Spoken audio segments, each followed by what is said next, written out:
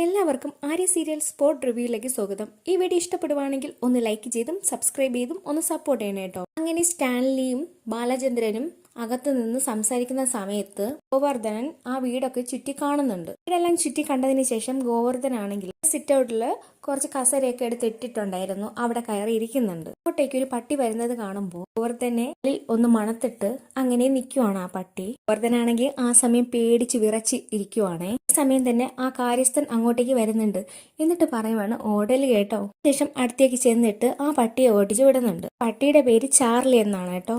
പറഞ്ഞു വിട്ട് കഴിയുമ്പോഴത്തേക്ക് ഗോവർദ്ധൻ ചോദിക്കുവാണ് കാര്യസ്ഥനോട്, ഇവിടെ ഒരുപാട് പട്ടികളുണ്ടല്ലോ, ഇതിനെയൊന്നും കൂട്ടിലടക്കത്തില്ലേ, അഴിച്ചു വിട്ടേക്കുവാണോ? ഈ സമയം തന്നെ കാര്യസ്ഥൻ പറയുവാണ് അഴിച്ചു വിട്ടാലും ഒരു പുറത്തേക്കൊന്നും പോകത്തില്ല, ഇത് ട്രെയിൻഡ് ആയിട്ടുള്ള ഡോഗാണ്, പിന്നെ ആരെ കണ്ടാലും പിടിച്ച് കടിക്കത്തൊന്നുമില്ല. ഞാനോ കേണൽ സാറോ കമാൻഡ് ചെയ്താൽ മാത്രമേ ഇത് കടിക്കത്തുള്ളൂ, ഓടിയാലും കടിക്കും, അതുകൊണ്ടാണ് ഞാൻ പറഞ്ഞത് ഓടരുതെന്ന്. ഇവര് എങ്ങനെയാ, നിങ്ങളുടെ കൂടെ തന്നെയാണോ കഴിപ്പും കിടപ്പും എല്ലാം?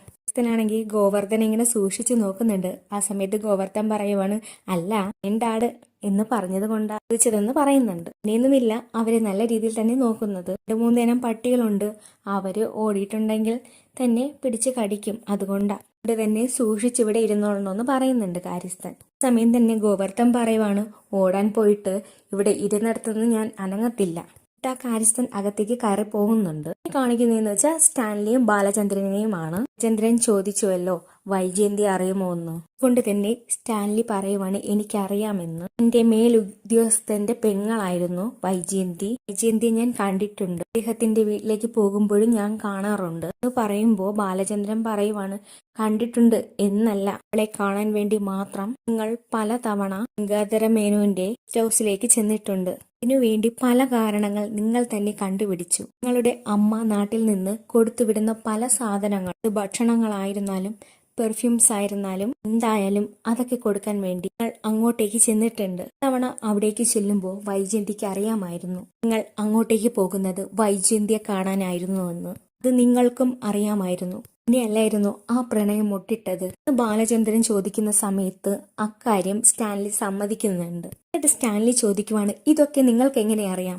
നിങ്ങളോട് ആരാണ് ഇതൊക്കെ പറഞ്ഞു തന്നത്? ഈ സമയം ബാലചന്ദ്രൻ പറയുവാണ്, എന്നോട് ഇതൊക്കെ ഗംഗാധര മേനോൻ തന്നെയാണ് പറഞ്ഞത്. അതിനുശേഷം ബാലചന്ദ്രൻ ചോദിക്കുവാണ്, ശരിക്കും അന്ന് നിങ്ങൾ തമ്മിൽ ഒരു പ്രണയമുണ്ടായിരുന്നോ? ഈ സമയം തന്നെ സ്റ്റാൻലി പറയുവാണ്, എന്റെ വിശ്വാസത്തിൽ അത് നല്ലൊരു പ്രണയം തന്നെയായിരുന്നു. ആ പ്രണയം തലയ്ക്ക് പിടിച്ച സമയത്ത് ഞാൻ പലതും ചെയ്തിട്ടുണ്ട്. ഞങ്ങളായിരുന്നു ആ നാട്ടിലെ ഏറ്റവും നല്ല പ്രണയ ജോഡികൾ എന്നായിരുന്നു എന്റെ വിചാരം. ഞങ്ങൾ മാത്രമാണ് പ്രണയിക്കുന്നതെന്ന്. ആ വൈജയന്തി മാത്രമേ ഒരു പെണ്ണായിട്ടുള്ളൂ, അവളുടെ പ്രണയമാണ് ഈ ലോകത്തിലെ ഏറ്റവും വലുത് എന്ന് ഞാൻ കരുതി. ഇതിനുവേണ്ടി എന്തും ചെയ്യാൻ ഞാൻ തയ്യാറാണ്. പലപ്പോഴും യമുനയുടെ തീരത്ത് മണിക്കൂറുകളോളം ഒഴുകുന്ന വെള്ളത്തിന്റെ മുന്നിൽ നിന്ന് ഞങ്ങൾ പ്രണയിച്ചിട്ടുണ്ടായിരുന്നു. അങ്ങനെ വലിയ രീതിയിൽ വിശദീകരിക്കുന്നുണ്ട് സ്റ്റാൻലി. ഈ സമയം തന്നെ ബാലചന്ദ്രന്റെ മുഖത്ത് ഒരു പുച്ഛഭാവമാണ് ഉണ്ടായിരുന്നത്. ഈ സമയം തന്നെ ബാലചന്ദ്രന്റെ കണ്ണുകൾ നിറഞ്ഞു വന്നു. കാര്യങ്ങൾ കേട്ടോണ്ട് നിൽക്കുന്ന ബാലചന്ദ്രന്റെ അവസ്ഥ അതിലും ദയനീയമാണ്. ഇതെല്ലാം പറഞ്ഞതിന് ശേഷം സ്റ്റാൻലി പറയുവാണ്, ആ പ്രണയം അവിടെ തീർന്നു. ആ സമയത്ത് ബാലചന്ദ്രൻ പറയുവാണ്, ആ പ്രണയം അങ്ങനെ തീരത്തില്ലല്ലോ. ആ സമയത്ത് സ്റ്റാൻലി പറയുവാണ്, അതെന്താ താങ്കൾ അങ്ങനെ പറഞ്ഞത്? ഇതിനപ്പുറം തനിക്കറിയാമോ? സ്റ്റാൻലി ചോദിക്കുമ്പോൾ ബാലചന്ദ്രൻ പറയുവാണ്, എനിക്കറിയാം. ഗംഗാധര മേനോന് അവിടെ നിന്ന് ട്രാൻസ്ഫറായി ഡൽഹിയിൽ പോകുന്നപ്പോ ജയന്തിക്കും അവിടെ നിന്ന് പോകേണ്ടി വരുമായിരുന്നു. സമയത്ത് അവൾക്ക് അവിടെ ഒരു വലിയ സ്കൂൾ ഉണ്ടായിരുന്നു. ആ സ്കൂളില് അധ്യാപികയായിട്ട് ജോലി വാങ്ങിക്കൊടുത്തത് ചോദിക്കുവാണ്. അവൾക്ക് നാട്ടിൽ പോയേ പറ്റുള്ളൂ എന്നൊരു സിറ്റുവേഷൻ വന്നപ്പോൾ അവളെ അവിടെ പിടിച്ചു നിർത്താൻ എനിക്ക് ഒരേ ഒരു വഴിയേ ഉണ്ടായിരുന്നുള്ളൂ, ഇവിടത്തെ ഏറ്റവും നല്ല സ്കൂളിൽ ഒരു ജോലി വാങ്ങിച്ചു കൊടുക്കുക എന്നത് കൊണ്ട് തന്നെ എന്റെ സകല സ്വാധീനവും ചെലുത്തിയാണ് അങ്ങനെ ഒരു ജോലി ഞാൻ വൈജയന്തിക്ക് വാങ്ങിക്കൊടുത്തത്. അതുപോലെ തന്നെ അവൾക്ക് ജോലി വാങ്ങിക്കൊടുത്തതിന് ശേഷം ഗംഗാധര മേനോനും ഭാര്യയും നാട്ടിലേക്ക് പോയി. ഇവയിൽ ഞാനും വൈജയന്തിയും തനിച്ചായി എന്ന് സ്റ്റാൻലി പറയുവാണ്. ഇത്രയും സ്റ്റാൻലി പറഞ്ഞു കഴിയുമ്പോൾ ബാക്കി ബാലചന്ദ്രൻ പറയുകയാണ്, എന്താണ് ചെയ്തത്? കൺട്രോൾമെന്റിന് പുറത്ത് ഒരു വാടക വീടെടുത്ത് നിങ്ങളും വൈജയന്തിയും ഒരുമിച്ച് താമസിച്ചു, ഒരു ഭാര്യയും ഭർത്താവിനെയും പോലെ. ഇവിടെ വെച്ച്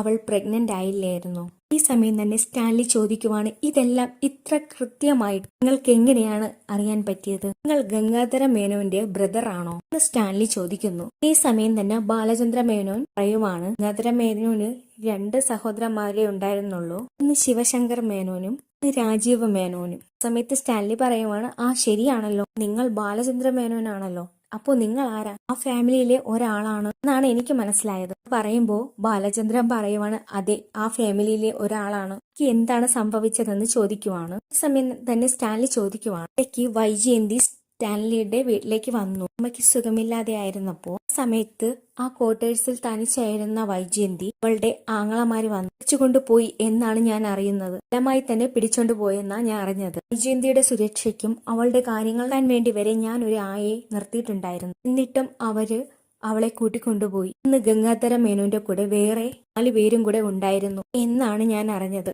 കൂട്ടത്തിൽ നിങ്ങൾ ഉണ്ടായിരുന്നോ? സമയത്ത് ചിരിച്ചുകൊണ്ട് ബാലചന്ദ്രൻ പറഞ്ഞു, ഇവിടെ വെച്ചൊന്നുമല്ല എന്റെ കഥ തുടങ്ങും. എന്റെ കഥ കുറച്ചും കൂടെ കഴിഞ്ഞാണ് ആരംഭിക്കുന്നത്. ഏതായാലും ആ കാര്യങ്ങൾ പറയുമെന്ന് തന്നെ പറയുന്നുണ്ട്. അങ്ങനെ പിടിച്ചുകൊണ്ടുപോയ വൈജയന്തിയെ അതിനുശേഷം കണ്ടിട്ടേയില്ല. ഈ സമയം തന്നെ ബാലചന്ദ്രൻ ചോദിക്കുവാണ്, അതെന്താ? അതിനുശേഷം നിങ്ങൾ എന്താ കാണാത്തത്? നിങ്ങൾ അവളെ അന്വേഷിച്ചില്ലേ? ഈ സമയം തന്നെ സ്റ്റാൻലി പറയുവാണ്, ഞാൻ അങ്ങോട്ടേക്ക് ചെന്നത് അമ്മയുടെ അസുഖം സീരിയസ് ആയിട്ടിരുന്ന സമയത്താണ്. ശേഷം അമ്മ പെട്ടെന്ന് മരിച്ചു. മരണത്തിന്റെ ഷോക്ക് ബന്ധപ്പെട്ട ചടങ്ങുകളും ഉണ്ടായിരുന്നത് കൊണ്ട് എനിക്ക് പെട്ടെന്ന് തിരിച്ചു വരാൻ സാധിച്ചില്ല.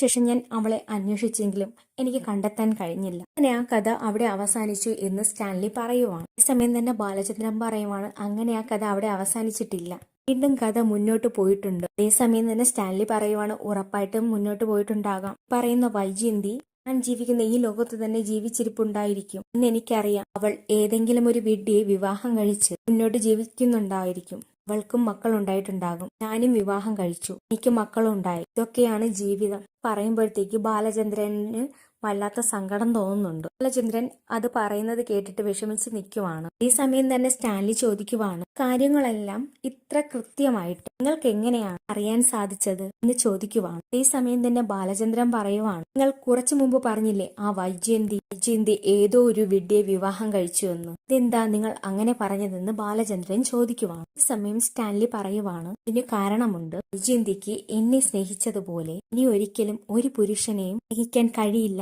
എന്നെനിക്കുറപ്പുണ്ട്. അതുകൊണ്ടാണ് ഞാൻ അങ്ങനെ പറഞ്ഞത് എന്ന് സ്റ്റാൻലി പറയുമ്പോൾ ബാലചന്ദ്രൻ പറയുവാണ്, സത്യമാണ്. ഈ സമയം തന്നെ സ്റ്റാൻലി ചോദിക്കുവാണ്, അതും അറിയാമോ? എങ്ങനെയാണെന്ന് ചോദിക്കുന്നുണ്ട്. ഈ സമയം തന്നെ ബാലചന്ദ്രൻ പറയുവാണ്, നിങ്ങൾ തൊട്ടു മുൻപ് പറഞ്ഞ ആ വിഡ്ഢിയില്ലേ, വിഡ്ഢി ഞാനാണ് എന്ന് ബാലചന്ദ്രൻ പറയുന്നത് കേൾക്കുമ്പോൾ സ്റ്റാൻലി ഷോക്കായി നിൽക്കുവാണ്. ഒന്നും പ്രതീക്ഷിക്കാത്ത തരത്തിലാണ് ഇത് കേൾക്കാൻ കഴിഞ്ഞത്. ഇതിലിരിക്കുന്ന മദ്യത്തെ പെട്ടെന്ന് സ്റ്റാൻലി ടേബിളിലേക്ക് വെക്കുന്നു. എന്നിട്ട് ഞെട്ടിത്തരിച്ചു നിൽക്കുവാണ്. സ്റ്റാൻലിയുടെ കണ്ണുകൾ നിറഞ്ഞു ചുവന്നു. എന്നിട്ട് ബാലചന്ദ്രനെ നോക്കുന്നുണ്ട്. ബാലചന്ദ്രൻ ആ സമയത്ത് പറയുവാണ്, നിങ്ങൾ പറഞ്ഞ വിഡ്ഢി ബാലചന്ദ്രൻ അത് ഞാനാണ്. അങ്ങനെ പറയുമ്പോൾ സ്വരം ഇടറുന്നുണ്ട്. സമയം തന്നെ ബാലചന്ദ്രനും വിഷമിച്ച് തകർന്നു നിൽക്കുവാണ്. ചന്ദ്രൻ സംസാരിക്കുന്നത് കേൾക്കുമ്പോൾ വല്ലാത്ത സങ്കടം തോന്നുന്നുണ്ട്. ചന്ദ്രൻ അത് പറയുമ്പോൾ ഒട്ടും തന്നെ സഹിക്കാൻ കഴിയാതെ വിഷമിച്ച് നിൽക്കുന്ന സ്റ്റാൻലിയാണ് കാണിക്കുന്നത്. അതിനുശേഷം സ്റ്റാൻലിക്ക് ബാലചന്ദ്രനെ ഫേസ് ചെയ്യാനേ കഴിയുന്നില്ല. ഒന്നും മിണ്ടാതെ തന്നെ ചപ്പുറത്തേക്ക് മാറുന്നതായിട്ട് കാണിക്കുന്നു. ബാലചന്ദ്രൻ അവിടെ തന്നെ നിൽക്കുവാണ്. പിന്നെ ഇതിനിടയ്ക്ക് ഗോവർദ്ധനെ കാണിക്കുന്നുണ്ട്. ഗോവർദ്ധനാണെങ്കിൽ ആ വീട്ടിനകത്തോടെയൊക്കെ നടക്കുന്നുണ്ട്. അതേസമയം തന്നെ ബാലചന്ദ്രനെ ബിസിനസിന്റെ ആവശ്യങ്ങൾക്ക് പലരും വിളിക്കുന്നുണ്ട് ഫോണിൽ. ഇവരോട് സംസാരിക്കുകയും ചെയ്യുന്നുണ്ട് ഗോവർദ്ധൻ. സംസാരിച്ചിട്ട് ഫോണൊക്കെ കട്ട് ചെയ്തതിന് ശേഷം ഗോവർദ്ധൻ ഓർക്കുവാണ്, ഇത്രയും വലിയൊരു വീട്ടിൽ എങ്ങനെയാണ് ഒറ്റയ്ക്ക് താമസിക്കാൻ കഴിയുന്നത് എന്നൊക്കെ ഗോവർദ്ധൻ ആലോചിക്കുന്നുണ്ട്. അതേസമയം തന്നെ അവിടുത്തെ കാര്യസ്ഥൻ ഒരു കപ്പ് ചായയുമായിട്ട് അങ്ങോട്ടേക്ക് എത്തുന്നുണ്ട്. ഈ സമയം തന്നെ കാര്യസ്ഥൻ ചോദിക്കുവാണ്, അകത്തേക്ക് പോയ ആളുടെ ആരാണ് ഇയാള്? ഈ സമയം തന്നെ ഗോവർദ്ധൻ പറയുവാണ്, എന്റെ പേര് ഗോവർദ്ധൻ, അദ്ദേഹത്തിന്റെ അളിയനാണ് ഞാൻ, ബാലേട്ടന്റെ പെങ്ങളെയാണ് ഞാൻ വിവാഹം കഴിച്ചിരിക്കുന്നത് എന്നൊക്കെ പറയുമ്പോഴത്തേക്ക് ഇതിനാണ് ഇങ്ങോട്ടേക്ക് വന്നതെന്ന് അറിയാമോ? നിങ്ങൾക്ക് ഇത്രയും ദൂരം സഞ്ചരിച്ച് സാറിന് ഇവിടെ വന്ന് കാണേണ്ട ആവശ്യം എന്തായിരുന്നു ഒക്കെ ചോദിക്കുമ്പോൾ ഗോവർദ്ധൻ പറയുവാണ്, എനിക്കറിയത്തില്ല, ബാലേട്ടൻ വിളിച്ചു, ഞാൻ കൂടെ പോന്നു, അത്രയേ ഉള്ളൂ എന്ന് പറയുന്നുണ്ട്. കാര്യസ്ഥൻ ചോദിക്കുവാണ്, ചോദിച്ചില്ലായിരുന്നോ? അതേസമയം തന്നെ ഗോവർദ്ധനൻ പറയുവാണ്, ഞാൻ അങ്ങനത്തെ കാര്യമൊന്നും ചോദിക്കാറില്ല. ബാലേട്ടൻ ഇത്ര ദൂരം സഞ്ചരിച്ച് ഇവിടെ വന്ന് അദ്ദേഹത്തെ കാണണമെങ്കിൽ അതിൽ എന്തെങ്കിലും കാര്യം കാണും എന്ന് എനിക്കറിയാം, ഇത്രയേ എനിക്കറിയുള്ളൂ എന്ന് ഗോവർദ്ധൻ പറയുന്നുണ്ട്. എന്നാൽ ആയിക്കോട്ടെ എന്ന് പറഞ്ഞിട്ട് കാശ് അങ്ങോട്ടേക്ക് പോകുന്നുണ്ട്. അത് കഴിഞ്ഞിട്ട് കാണിക്കുന്നത് നമ്മുടെ സ്റ്റാൻലിയെയും ബാലചന്ദ്രനെയുമാണ്. പേർക്കും പരസ്പരം സംസാരിക്കാൻ കഴിയുന്നില്ല. കുറേ നേരത്തേക്ക് സൈലന്റിലാണ്. രണ്ടുപേരും അങ്ങോട്ടും ഇങ്ങോട്ടും നോക്കുന്നു. കുറേ നേരം ചിന്തിച്ച് നിൽക്കുന്നു. ബാലചന്ദ്രനാണെങ്കിൽ ആകെ മൂഡ് ഔട്ടായി, ആകെ വിഷമിച്ച് ബാലചന്ദ്രൻ നിൽക്കുന്നു. അങ്ങനെ വീണ്ടും അവർ സംസാരിക്കാൻ വേണ്ടി ഒരുമിച്ച് നിൽക്കുവാണ്. ഞാൻ ഇന്നത്തെ എപ്പിസോഡിൽ അവസാനമായിട്ട് കാണിക്കുന്നത്. ഈ അലീനയെ പറ്റിയൊക്കെ ബാലചന്ദ്രൻ പറയുന്ന എപ്പിസോഡുകളൊക്കെയാണ് വരാൻ പോകുന്നത്. വൺ ട്വിസ്റ്റോട് കൂടിയ എപ്പിസോഡാണ്. അപ്പോൾ അതൊക്കെ കാത്തിരുന്ന് തന്നെ കാണാം. ഈ വീഡിയോ ഇഷ്ടപ്പെടുവാണെങ്കിൽ ഒന്ന് ലൈക്ക് ചെയ്തും സബ്സ്ക്രൈബ് ചെയ്തും ഒന്ന് സപ്പോർട്ട് ചെയ്യണേ.